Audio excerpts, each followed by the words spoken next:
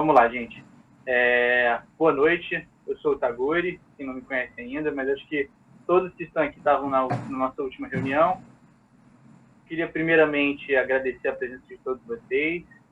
É uma alegria poder encontrar um grupo que está disposto a discutir essa relação entre medicina e fé cristã.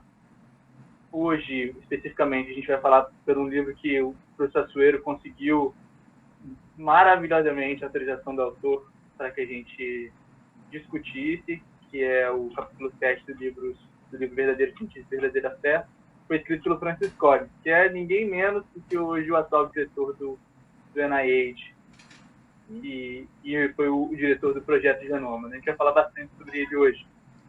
Mas antes disso, eu queria apresentar para vocês o Irving, a Bia, o Léo e a Viviane, por ordem de aparecimento aqui na minha tela, que vão, junto comigo, fazer a gestão desse grupo, sendo o professor Açoeiro também o nosso mentor, acho que essa é a palavra mais adequada, o nosso preceptor, né, para usar um termo mais médio.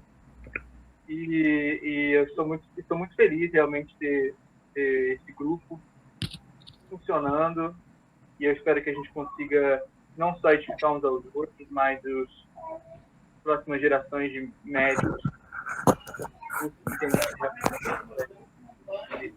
e a medicina. Professor, queria saber se o senhor tem uma consideração inicial e então eu inicio. Pode iniciar sim, Tagore, meus parabéns e, na verdade, boas-vindas a todos. E, assim, e sem querer falar de nenhuma outra tradição, né? Mas e não quero formalizar muito não, mas talvez uma oração do próprio Tagore valesse a pena. Nada começa ou termina se não tem uma oração, né? Então a gente pode pedir a Deus a que nos ilumine, que nos redobre o entendimento, conhecimento, que a gente possa utilizar tudo isso para Ele.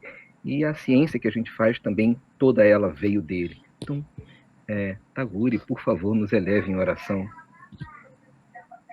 Senhor, meu Deus e meu Pai, nós te louvamos nesta sexta pela vida que o Senhor nos dá através do teu Filho Jesus Cristo. Nós te somos gratos, Deus, porque é a ação do teu Espírito em nós que faz com que enxergamos o mundo com as tuas lentes, Senhor. E pedimos que no nosso entendimento, na nossa tentativa de estabelecer uma relação entre o conhecimento médico e a fé cristã, o Senhor nos ilumine o conhecimento e nos conceda um coração humilde, Pai, para aprender da tua palavra, para aprender do livro que é a tua criação e para, em um profundo amor por ti e pelo nosso próximo, crescer nesse propósito. É a nossa oração no nome do teu Filho Jesus. Amém. Bom, vamos lá. Eu vou, então, iniciar aqui fazendo um resumo básico e algumas considerações sobre o livro, sobre o capítulo que nós lemos. E, em seguida, eu vou abrir para quem quiser comentar ou levantar considerações, dúvidas, o que quer que seja. Eu vou pedir só para quem quiser escrever seu nome no chat para a gente ter uma lista, assim, acho que fica um pouco mais organizado. A nossa reunião está sendo gravada, é um objetivo futuro que a gente tem um canal no YouTube, como, por exemplo, o grupo de Direito e Fé Cristã tem um canal, e a partir disso a gente espera deixar essas discussões registradas para outros estudantes de medicina, médicos, profissionais de saúde, que possam ser edificados por aquilo que a gente tem discutido aqui. Além disso, o Léo está fazendo um resumo escrito da nossa reunião, anotando tópicos, e a gente vai depois sintetizar a discussão aqui num Medium, alguma coisa do tipo, um blog, para que possa ser lido também. Eu tenho um pouco de dificuldade com vídeo, eu acredito que também seja problema de outros, principalmente quando são vídeos longos. Então, diante disso, eu queria iniciar. O livro do Francis Collins, o capítulo, né, do Francis Collins, ele faz parte de uma história maior, que é um livro pessoal dele, que quem quiser ler, eu recomendo. Esse aí mesmo. Esse é o livro que a gente está trabalhando hoje, o capítulo 7 desse livro. E o Francis Collins inicia esse livro contando um pouco da história da vida dele. A história da vida dele é uma história rica, né? Ele tem pais que criam ele basicamente numa fazenda e ele faz o homeschooling, né? É curioso isso. Ele Então, tem uma educação que envolve tanto uma educação em música, que na igreja local, apesar de que a família dele incentiva ele a não prestar muita atenção aos ensinamentos religiosos que ele recebe na igreja, e ele tem uma professora que inicia ele no conhecimento científico, né? Ele percebe o interesse que ele tem pela matemática como uma perspectiva de algo exato, assim, que descreve o mundo de forma tão maravilhosa. E depois, posteriormente, ele vai para a Universidade da Virgínia, onde ele faz um major, se não me engano, em Química, e depois segue um doutorado na mesma área. E, durante a graduação dele, ele lida com aquelas questões da fé, né? Deus existe, existe um criador no mundo, existe uma causa além do universo que tenha gerado o próprio universo em si, e ele se torna o ateu militante. Assim. Ele fala que ele se torna uma pessoa desagradável, porque se você tivesse alguma crença religiosa, ele ia sentar com você e tentar convencer você do contrário, né? Quando ele chega com 22 anos, ele que não tinha um interesse muito pelas ciências biológicas, ele começa a perceber que as perspectivas que tinham sido iniciadas por Watson e Crick em relação à dupla hélice, né, ao genoma, poderiam ter uma perspectiva que agradasse mais ele nas ciências biológicas, né? E ele vai, então, fazer medicina com 22 anos. Né? A formação médica nos Estados Unidos é diferente. Você inicia um pre-med hoje em dia, que na época dele o pre-med foi o major dele em química, e depois você faz a medicina, que são 4 anos e mais 25 anos de residência. Bom, então, a primeiro impacto que ele tem é quando ele está diante de uma paciente que pergunta para ele: o que o senhor acredita, doutor? E eu acho isso fantástico porque essa pergunta, no contexto do Francis Collins, é uma pergunta que confronta uma praxis médica onde o médico tem que ser o mais possível distante do seu paciente. O que eu quero dizer com isso? Você, em geral, né, e assim, sendo bem clichê, quem já assistiu Grey's Anatomy, né, acho que é o melhor exemplo disso, deve se lembrar daquele momento em que sei lá, a Meredith, alguma coisa assim, chega com um papelzinho, que é um termo de consentimento livre esclarecido, e fala: eu vou fazer essa cirurgia, tal. Aí o paciente pergunta: mas a senhora acha que eu deveria fazer essa cirurgia? E ela fala: eu não posso dizer isso. Então é uma relação diferente daquela que a gente tem aqui no Brasil, do médico-paciente, né? E essa pergunta, então, ela é talvez o início de um grande divisor de águas na vida do Francis Collins. Ele começa, então, a perceber que ele nunca lidou de fato com essa questão. E pelo fato de ele não ter lidado muito de fato com a questão, ele tem uma série de preconceitos e limitações em relação a isso. E ele começa, então, a ativamente investigar essa questão, até que ele recebe um livro, que é o Cristianismo Puro e Simples, que é um livro fantástico, eu sugiro a leitura a todos. E o Lewis, que era um ateu, que se converte ao cristianismo, e o Lewis também se converte ao cristianismo por causa de questões que surgem no trabalho dele. O Tolkien, ele instiga o Lewis a partir de uma perspectiva de que havia uma verdade presente nas mitologias que eles estudavam, né? E, curiosamente, o Francis Collins, então, tem através do cristianismo puro e simples, ele percebe que todas as perguntas e os questionamentos dele ou eram abordados pelo Lewis imediatamente, ou 3, 4 páginas depois. Quem leu o Cristianismo Puro e Simples tem essa sensação, assim, de que o Lewis ele levanta a pergunta, você fica na dúvida, e 4 ou 5 páginas depois a resposta está presente, né? E o ponto principal que move o Francis Collins é a questão da lei moral. Por mais que a gente tenha uma lei matemática, por mais que a gente tenha fenômenos biológicos, existe uma lei moral no nosso coração, em todas as culturas, uma perspectiva de bem que é inegável. E essa perspectiva do bem, que está, no final das contas, baseado em um amor altruísta, ela contradiz uma proposta de criação que exclua o transcendente. O que eu quero dizer com isso? O fato de nós termos uma seleção natural, que é a perspectiva do Collins, não justifica, na verdade, por que nós temos uma lei moral que se expressa nos nossos corações e que se expressa nas nossas consciências.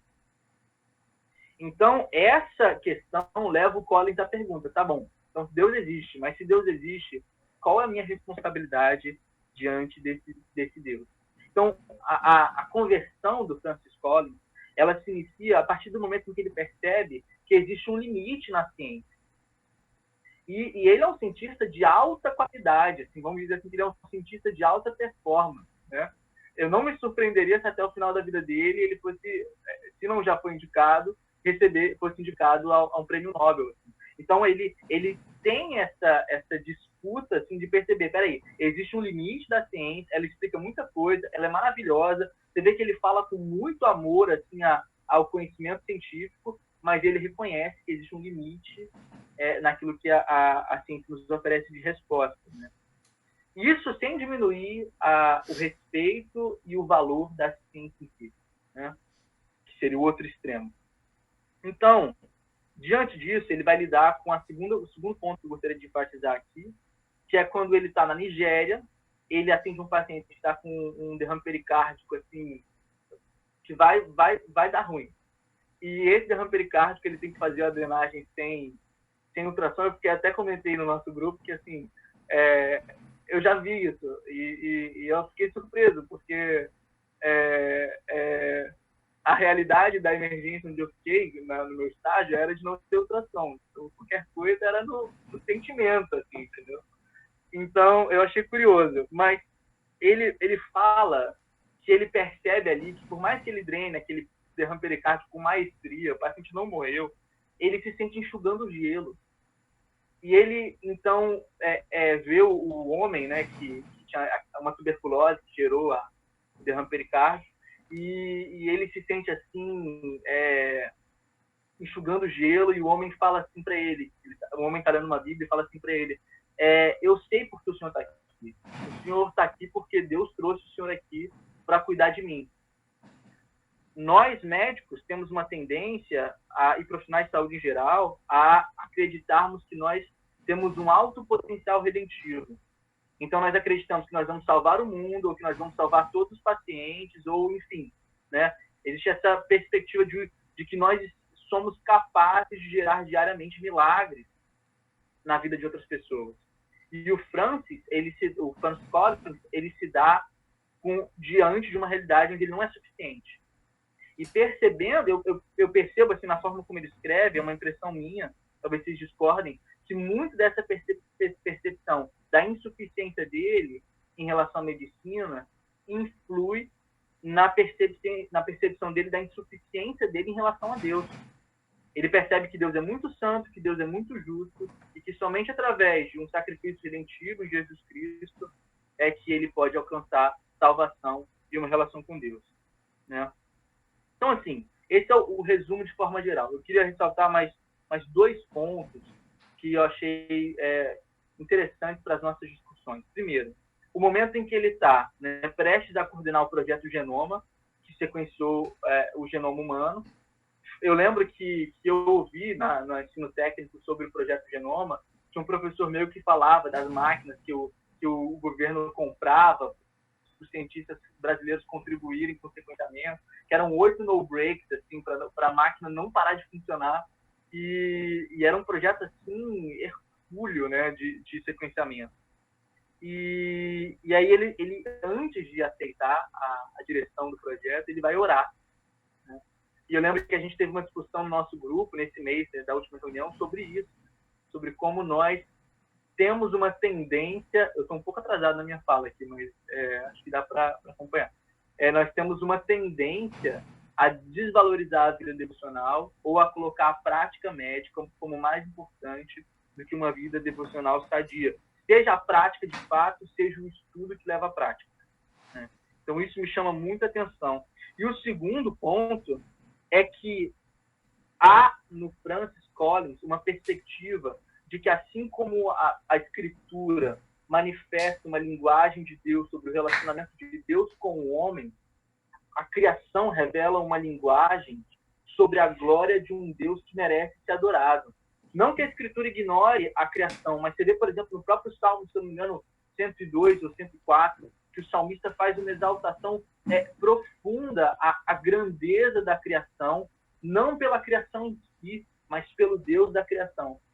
Então, o valor, eu creio, do cientista cristão é perceber a limitação da ciência e perceber que a mesma ciência que é limitada pelos seus métodos e pela sua natureza humana, ela é também uma forma de glorificar a Deus, que gera um maravilhamento. Né? Lembrei muito, lendo isso do livro do Babin, que é o Maravilhas de Deus, que é um resumo da dogmática dele, e que ele começa o livro falando sobre essa perspectiva maravilhosa de Deus na criação. Então, o geral é isso. Eu já falei uns 15 minutos, já acho que eu vou parar por aqui. Eu só queria fazer uma nota, porque eu imagino que esse tema pode surgir. Né?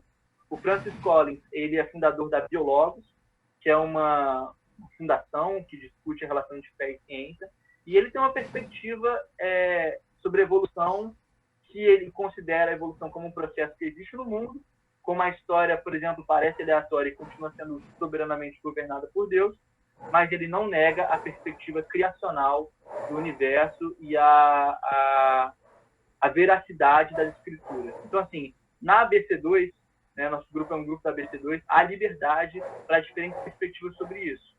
Quem quiser se aprofundar nesse assunto, eu sugiro que procure os grupos locais, para que a gente não entre nessa discussão no nosso grupo, que tem uma perspectiva mais focal, digamos assim, dessa relação de medicina e fé.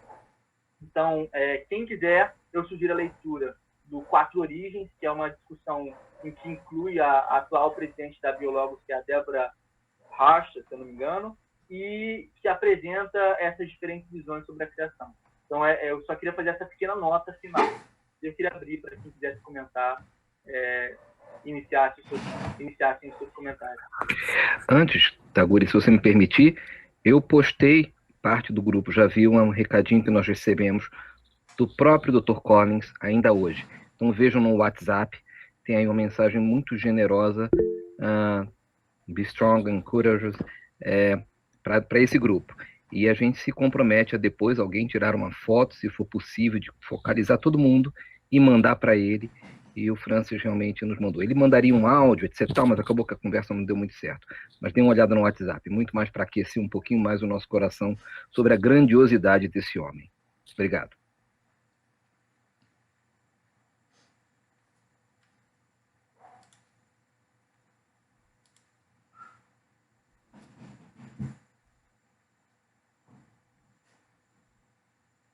Eu creio que está todo mundo olhando o áudio agora, mas quem quiser, fiquem à vontade para comentar.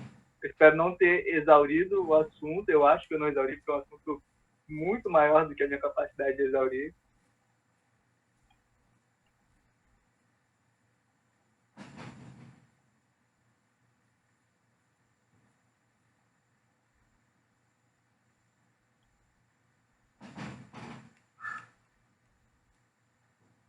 Estou me sentindo naquele momento da anamnese, que você faz uma pergunta provocativa e espera. Eu vou salvar o Tagore aqui. Eu vou abrir um tópico. Que uma coisa que eu queria levantar, que eu achei muito legal, em relação a como a paciente confrontou o Collins, e isso fez com que ele tivesse uma mudança de perspectiva. Eu me identifico muito com a jornada do Collins, porque eu também vim dessa realidade de só que, sei lá, o Collins, ele estudou muito para fazer isso, né? Eu fui para o ensino médio fazer isso, como eu acho que a maioria dos brasileiros médios fazem, de entrar numa doutrina agnóstica ateísta a partir de física, filosofia, história do ensino médio, achando que isso é uma coisa extremamente inteligente, extremamente melhor.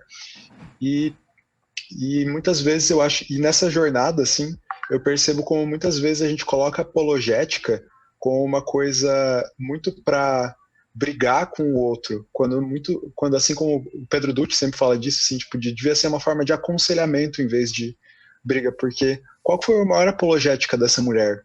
Foi o fato dela ter uma esperança tão convicta que fez toda a falsa convicção do Collins tremer na base, assim.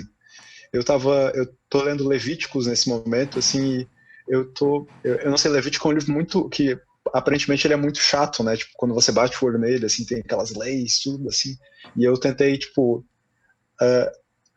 buscar um pouquinho mais para tentar entender. E eu acho que uma das coisas mais legais que eu percebo a partir daquele livro é como Deus ele tem esse chamado para o seu povo, não de ser um povo que tem uma vida legal ou que tem uma vida saudável, mas que tem uma vida de santidade, de separação. Literalmente essa ideia de nós somos um povo diferente, somos pessoas diferentes.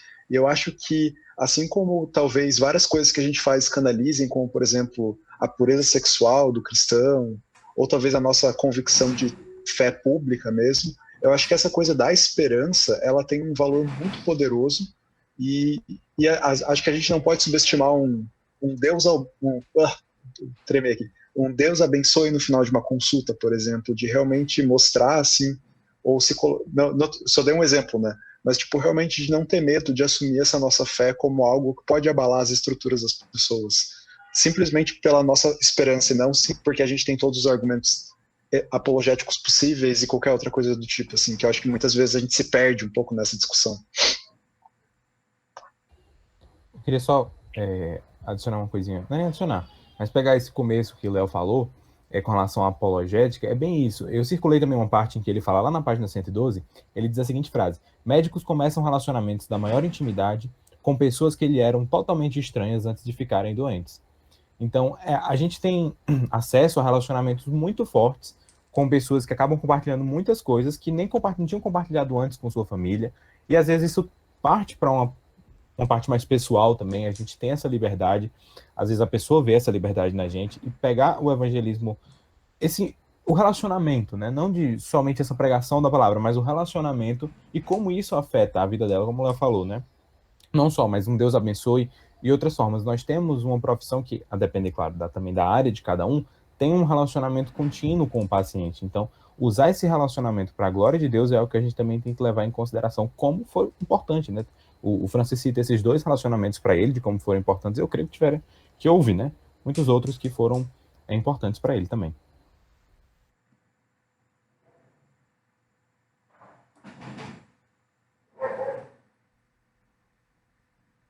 Eu acho curioso, assim, nessa perspectiva da relação dele com os seus pacientes, esse impacto, assim, do tipo, ele se sente enxugando gelo, sabe? Eu fiquei fascinado com isso, sabe? Porque aquela coisa, assim, de você estar na emergência e você vê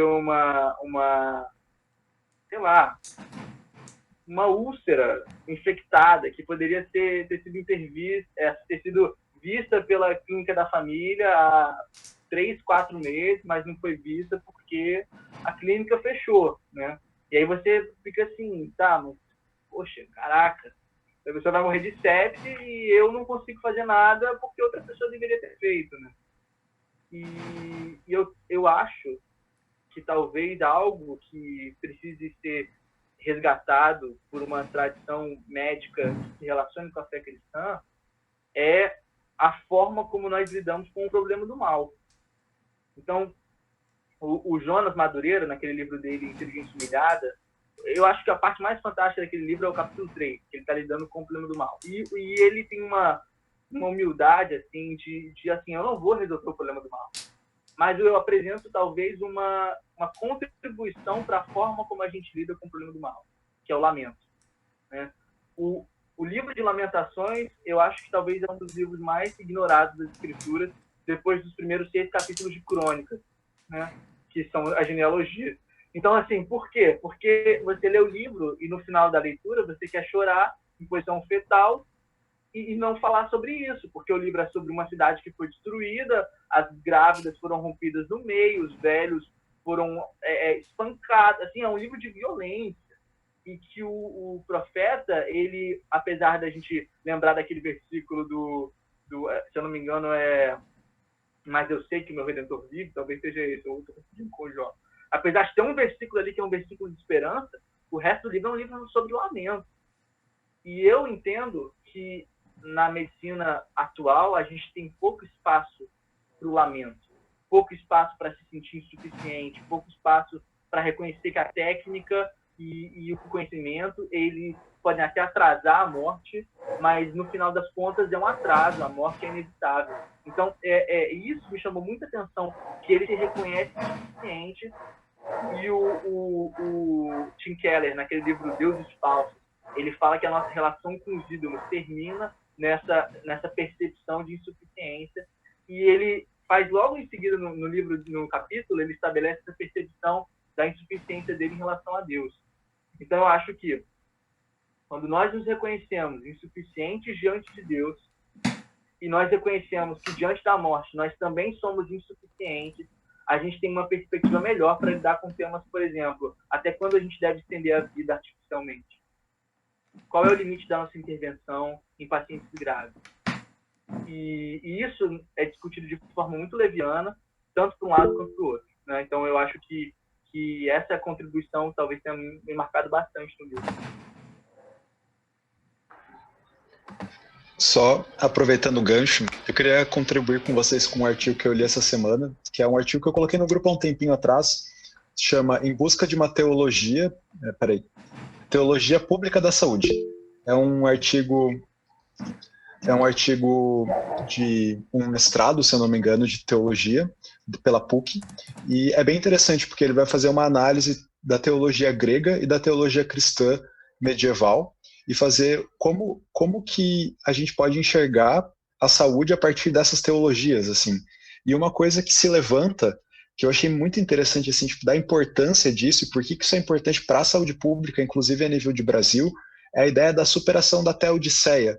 E a teodiceia é muito aquela coisa, assim, tipo, quando a gente lida com... É uma das formas da gente lidar com o problema do mal de uma forma superficial.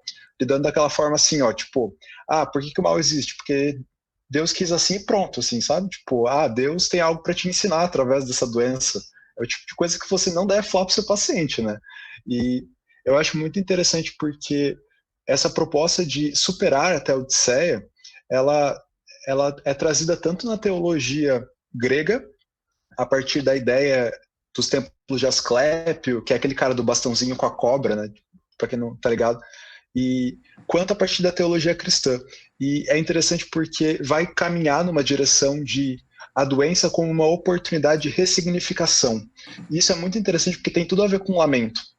O lamento como esse momento de você olhar, tipo, literalmente abraçar assim, o luto e abraçar a dor, e a partir disso você ter um turning point na sua perspectiva de mundo, na sua cosmovisão, assim como acontece com Jó, né? Jó nunca entendeu por que ele perdeu a casa, os filhos, ficou doente, tipo, ele nunca entendeu, e Deus não falou isso para ele, mas o encontro com Deus fez com que a vida dele e o sentido da vida dele fosse ressignificado.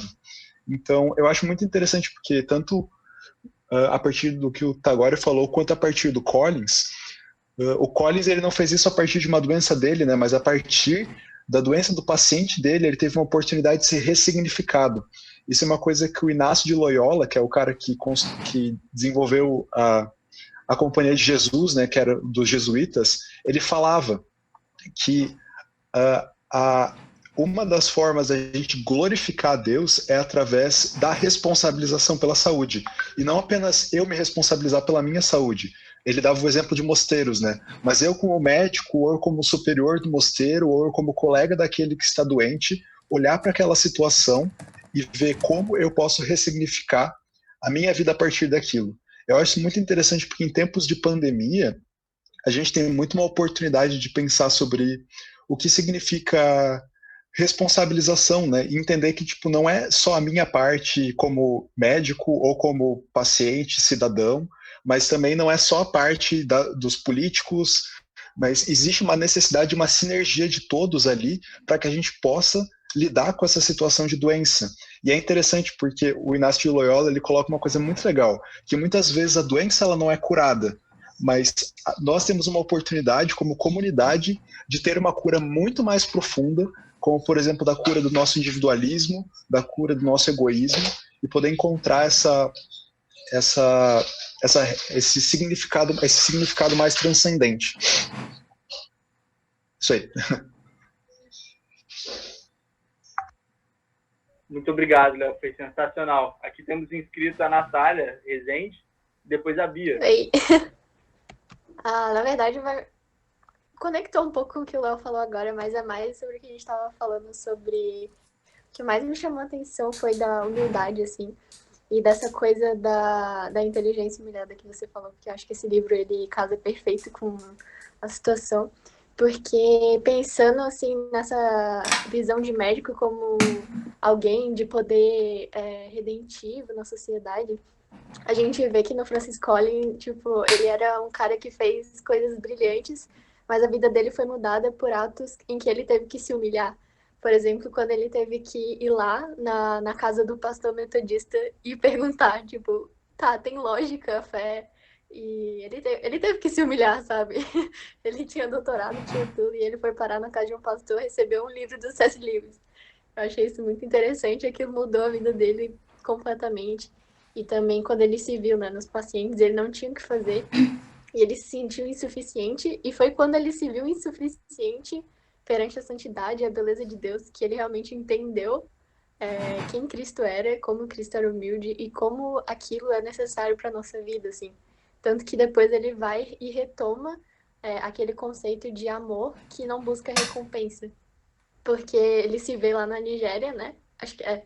E aí ele fala, né? Poxa, meu sonho era curar milhões de africanos, só que eu percebi que, na verdade, é um ato pequeno de amor que é construído, né? Tipo, por mais que na profissão nosso objetivo também é alcançar pessoas, são pequenos, simples atos no dia a dia que a gente vai conseguir alcançar as pessoas.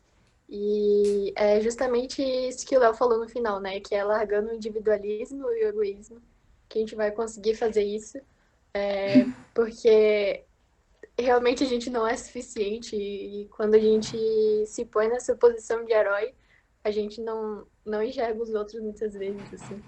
Então, acho que esse foi o que mais me chamou a atenção, assim, foi realmente os momentos que ele se humilhou, ele se viu insuficiente, que ele realmente tanto pôde ajudar de uma forma incrível, como ele também entendeu quem ele era, assim, a identidade dele.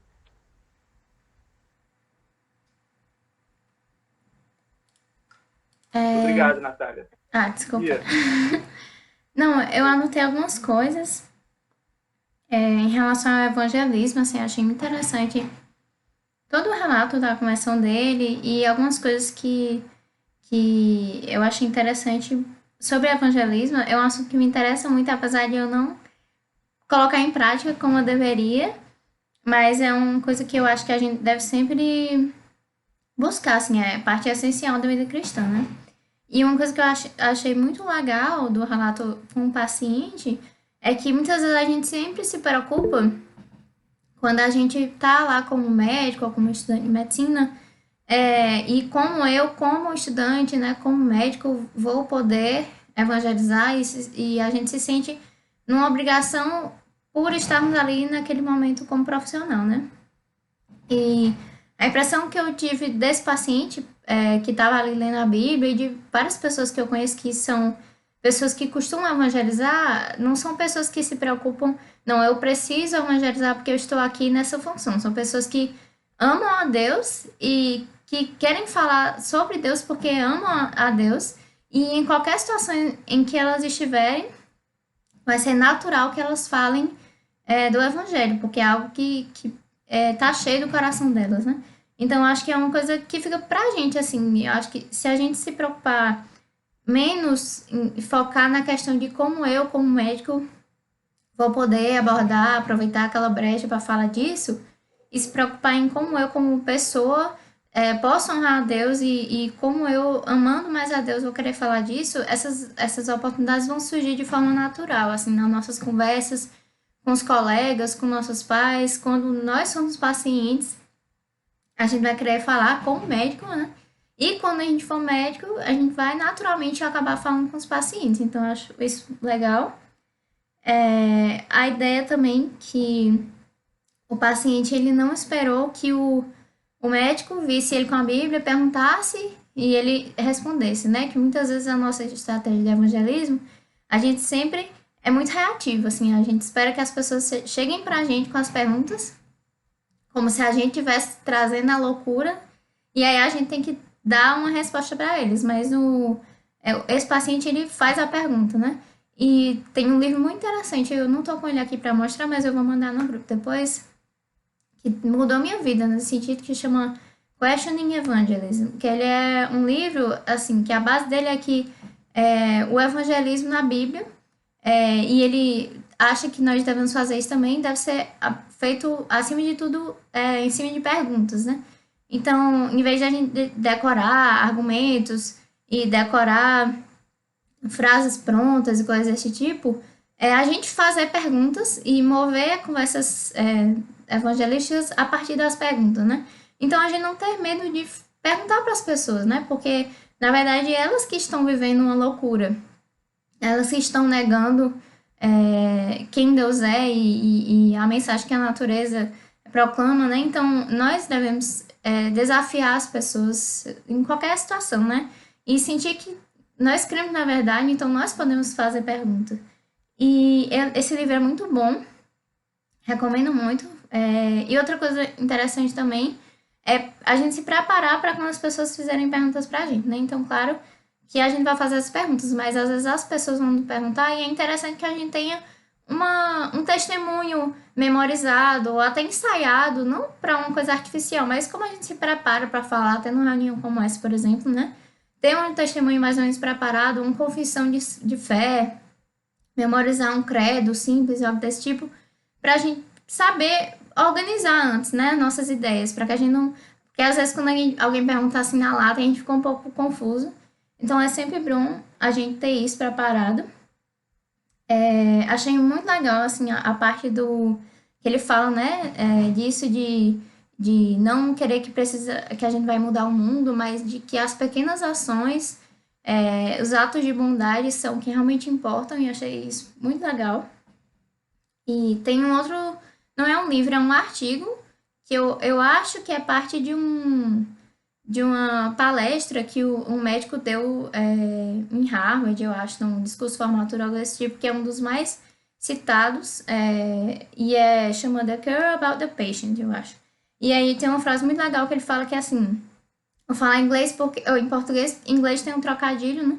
Mas eu falo assim, que o segredo para cuidar do paciente é se importar com o paciente. Em inglês é um trocadilho porque a palavra para cuidar e se importar é a mesma, né? Que é care. E é muito disso, assim, às vezes a gente quer salvar as pessoas, né?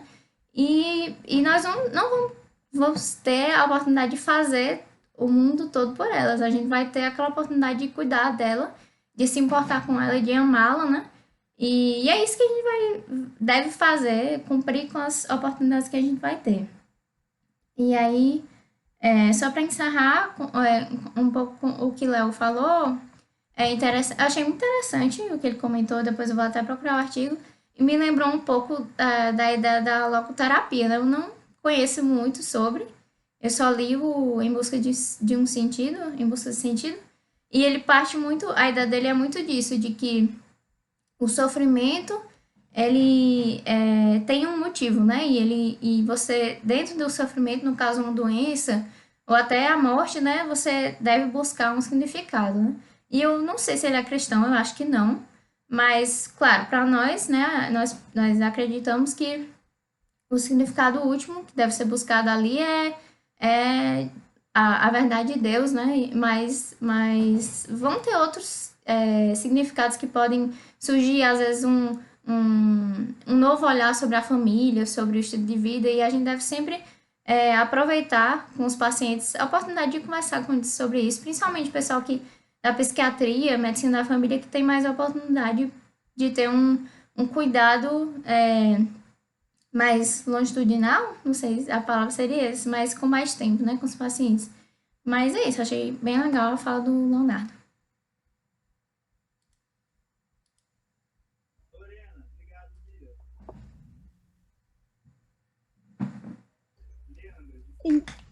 O microfone tá desligado agora.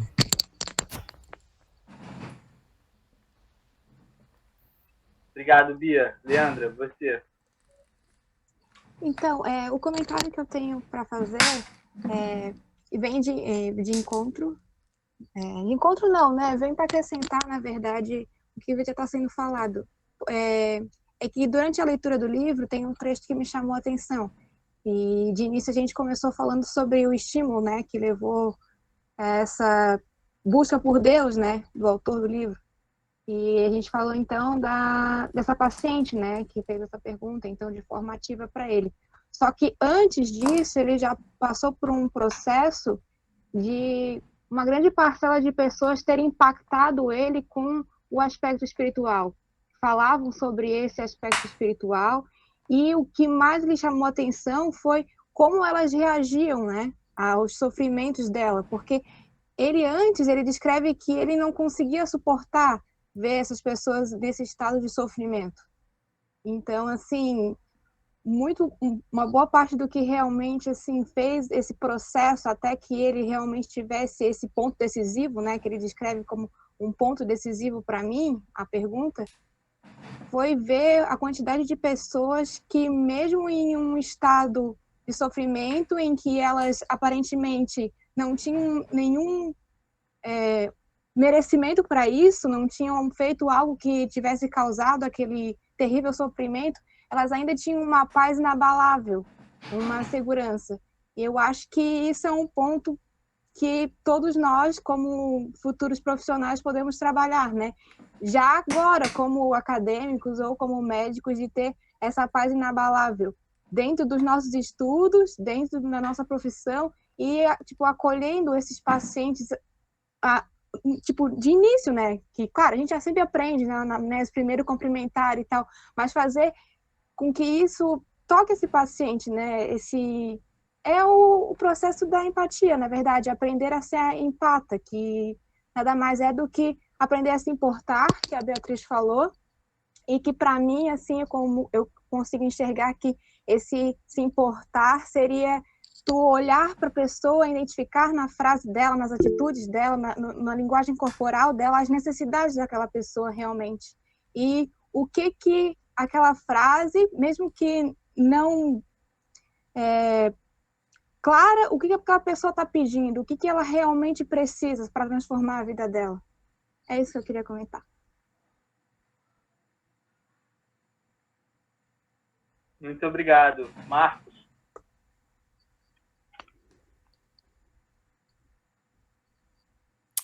Boa noite, gente. O que eu queria comentar tem a ver com o trabalho do próprio Francis Schaeffer, né? Quando ele vai falar que ele participou lá do projeto Genoma Humano, né? E eu acho isso muito especial, e especialmente por ser a nossa primeira reunião, que a gente, a minha conversão, né? Quando eu fui convertido, um papel importante disso foi o conhecimento, né, que eu estava adquirindo no comecinho da faculdade sobre embriologia, sobre genética, né? E foi algo que me deixou fascinado, né, maravilhado com como Deus é impressionante, né, e como ele projetou o ser humano, né, de uma maneira complexa, rica e maravilhosa, né? E até lembrando do lado do Salmo 139, né, a gente fica maravilhado, né, com a maneira como Deus, de uma célula só, ele já deixa tudo programado ali no DNA para aquilo se dividir e para as células irem para cada um para os seus lugares diferentes, cada uma se diferenciar, e elas se sinalizam, né? As células que estão perto se sinalizam de uma forma, as células que estão mais distantes, elas fazem outros tipos de sinalizações, e tudo isso vai levar à formação de todo o nosso corpo, de todos os tipos de órgãos que a gente precisa para que a gente funcione, para que a gente exista e para que a nossa vida seja possível, né? E não só a nossa, mas como a de todos os seres vivos, né? Eu acho isso extremamente fascinante e foi algo que me impactou muito, né, no começo, né, da minha fé. Foi quando eu percebi que, de fato, essas coisas não poderiam vir por acaso, né? E eu acho muito interessante porque a gente está discutindo agora algo, começando um grupo sobre medicina, fé e ciência, e é muito legal que o primeiro texto é sobre o cara que ajudou bastante, né, a humanidade a desvendar, né, como funciona esse mistério, né, do genoma, como funciona a genética, né, e como isso aí nos leva a Deus, né? Então é importante a gente entender que a nossa fé, ela não se opõe à ciência, né? Mas pelo contrário, a ciência, ela reforça a nossa fé e nos faz acreditar e ter mais certeza de que Deus, ele está no controle das coisas, e que exatamente por ele fazer as coisas de uma maneira ordenada, de uma maneira compreensível, que a gente pode estudar mais e buscar conhecer mais ao mundo, né? Conhecer mais a ciência médica, no caso, para, enfim, poder agir no mundo também de uma maneira abençoadora, né? Então, eu acho isso muito rico e acho muito legal que a gente esteja conversando sobre esse capítulo agora. Gabriel, pode falar. Estou só falando assim, agora que o Marcos terminou de falar, eu vou encerrar as inscrições. A gente tenta terminar mais ou menos 9h30, 9h40 no máximo. Bom, Gabriel. Ah, tá. Fechou. Então, gente, boa noite. O ponto que eu ia tocar, eu não sei se o Marcos reparou, só que quando ele foi falar Francis Collins, ele falou Francis Schaeffer. Não sei se você reparou.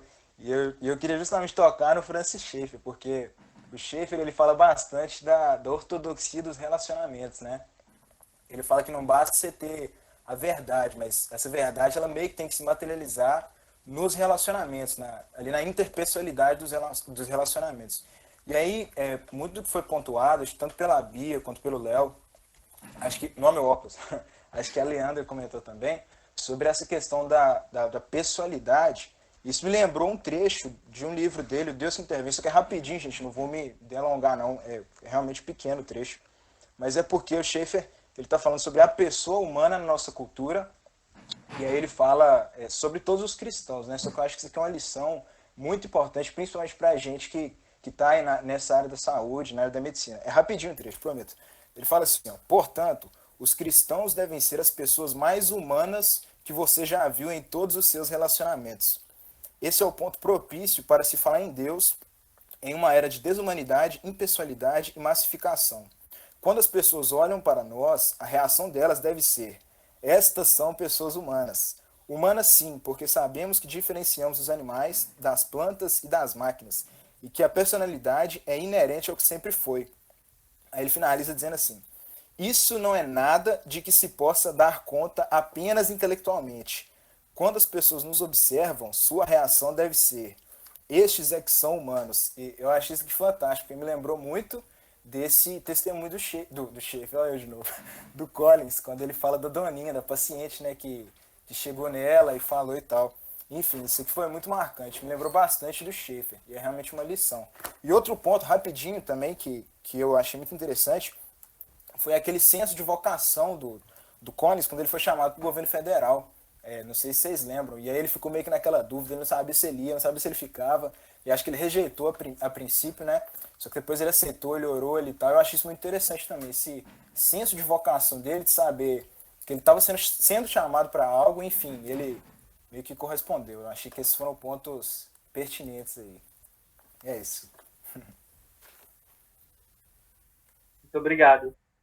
Rafa. O que eu queria comentar tem um pouco a ver com o que o Gabriel falou. Quando eu estava lendo o livro, né, teve uma parte lá que quando ele atendeu um dos pacientes, ele chegou à conclusão que aquele era o momento em que ele tinha que estar ali, que ele estava exatamente no centro, né, da vontade de Deus ali. E aquele momento eu me lembrei muito do que Agostinho fala naquele poema, que ele ficou muito tempo procurando a Deus e tudo, e no fim, né, acho que todo mundo deve conhecer esse, chama Tarde Te Amei. E quando eu li isso, eu pensei, eu fiz essa associação com Agostinho, por exemplo, Cristo chamou o Francis para ele estar naquele momento, sabe? E a gente, Cristo, ele nos destina, nos coloca em situações, às vezes, igual ele pensava que ele ia para a África, ia ser um Deus lá, tipo, ia abalar todas as estruturas da África, só que Deus chamou ele para fazer algo que, aos olhos dele, não era o que ele pensava, né? Mas era algo de relevância. E o sentimento que ele teve em conseguir salvar aquela pessoa foi algo que mexeu com ele, né? De saber no íntimo dele que existia algo maior que governava tudo que ele estava passando naquele momento. E a mesma coisa com a gente, né? Acho que tudo que se aplica ao Francis, de alguma forma se aplica à nossa vida. A gente vai trabalhar, a gente não tem todo o autocontrole da situação, mas a gente crê que Deus, naquele momento, vai estar com a gente, vai estar exercendo essas pequenas coisas, faz essa relevância, né? A gente vê que a gente está naquele momento, no lugar onde a gente deveria estar.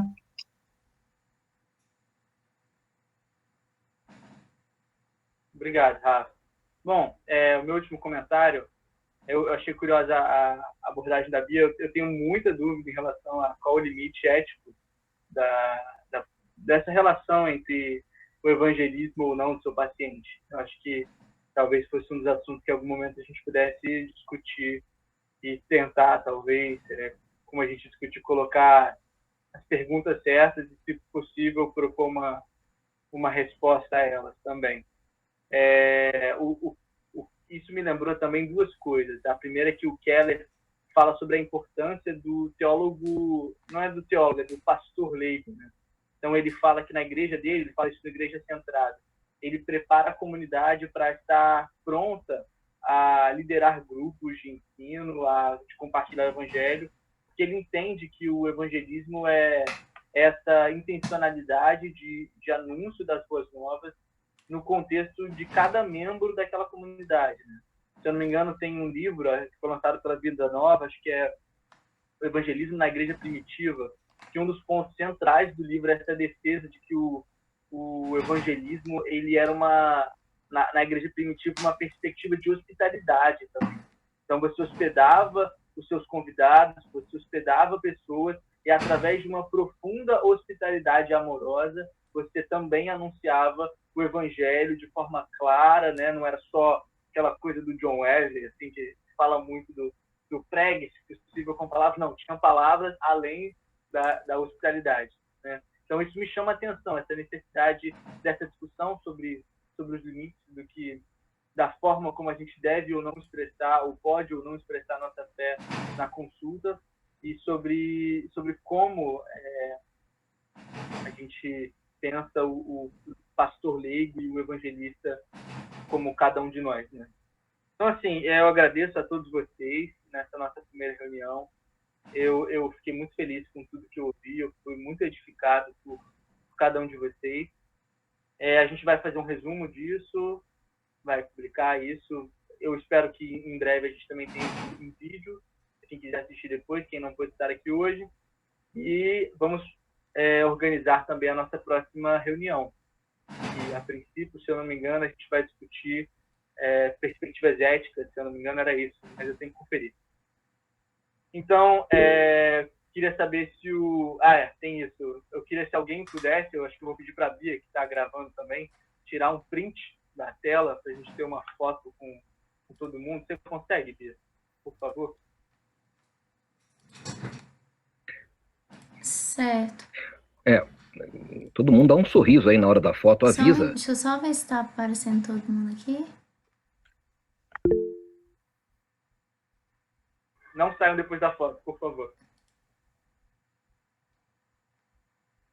Espera aí. Tem como... pior que não tem como, né? Aparecer... Acho que eu vou sair pequenininha, mas dá certo. Peraí. Bia, tem como você aparecer? Você lá no cantinho, você tá no computador? Lá no cantinho superior, ao lado de fixar na tela, você tem a opção de aparecer em um bloco. Deixa eu ver. Calma aí, gente. Ao lado do pinzinho de fixar. Tu achou? Eu posso tirar Só um minuto, o print, deixa eu ver se você aqui. desejar, que aí você sai. Acho que aqui não tem, não.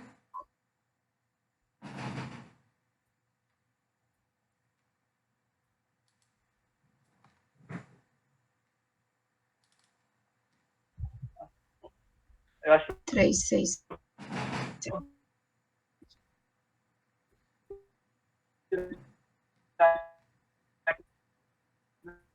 também focar na minha tela tem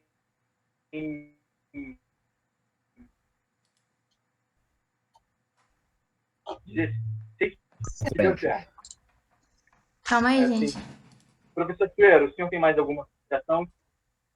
Peraí, que tem alguém fotografando ainda. Ixi.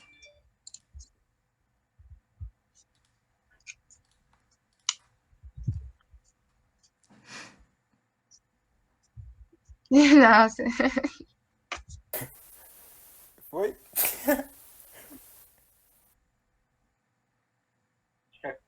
Ainda tem alguém tirando foto? Acho que foi. Tá bom. Professor Tioeiro, o senhor tem mais alguma consideração? Não, eu até coloquei no chat e uma frase que eu acho que resume muito do que a gente pode fazer, do que a gente está fazendo, que é a frase do William Osler, o canadense. Quem aqui de nós já não estudou tanta coisa do Osler, todos os sinais, toda a história de vida dele. Há 100 anos atrás ele foi o monstro que ele é, e ele diz que a fé de um médico despeja um inesgotável torrente de energia em seu paciente. Que essa fé seja fé em nosso Cristo Jesus, nosso Salvador, e que ela nos leve a levar essa fé e essa ciência e consigamos coadunar isso de forma tão bonita, como assim é para ser, né? Afinal de contas, toda a ciência veio de um só, e ele quem nos deu essa ciência para sermos instrumentos da bênção dele, que vem através da ciência, que vem através de toda a técnica, toda a teoria, todo algoritmo, de toda análise, toda meta-análise, de toda revisão sistemática, que utilizemos tudo isso para a honra e glória dele. Muito obrigado.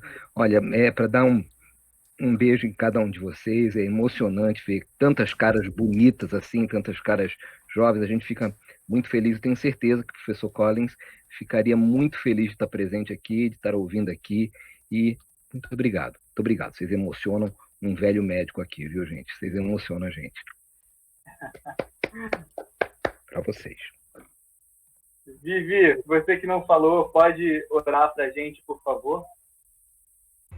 Eu estava tentando me manter em silêncio. Mas tudo bem, eu posso orar assim. Senhor e amado Deus, muito obrigada, Pai, por essa oportunidade que o Senhor tem nos dado, Pai, de tantas pessoas, ó Deus, de lugares distintos, sotaques diferentes, ó Deus, mas com o mesmo propósito, ó Deus, se reunirem para estar estudando mais, Santo Deus, sobre a vocação que o Senhor nos deu, ó Deus. Eu te agradeço, ó Pai, porque o Senhor tem nos dado essa oportunidade, e o Senhor, Santo Deus, por meio dessa reunião, ó Pai, já nos fez crescer tanto, ó Pai. E te peço, ó Pai, para que o Senhor nos ajude, que o Senhor nos dê persistência e ânimo para estarmos continuando a nos reunir, que o Senhor nos dê sabedoria, abra nossa mente para o conhecimento que está por vir, ó Deus. Que cada vez mais, ó Pai, nós possamos crescer como servos teus em primeiro lugar, que nós possamos ter essa certeza que, antes de tudo, o que nos define não é a medicina, mas, Santo Deus, o fato de sermos os teus filhos. Que nós possamos aprender mais sobre isso, Deus, e glorificar o teu nome, ó Pai, por meio daquilo que o Senhor tem nos dado. É o que eu te peço em nome de Jesus. Amém. Amém.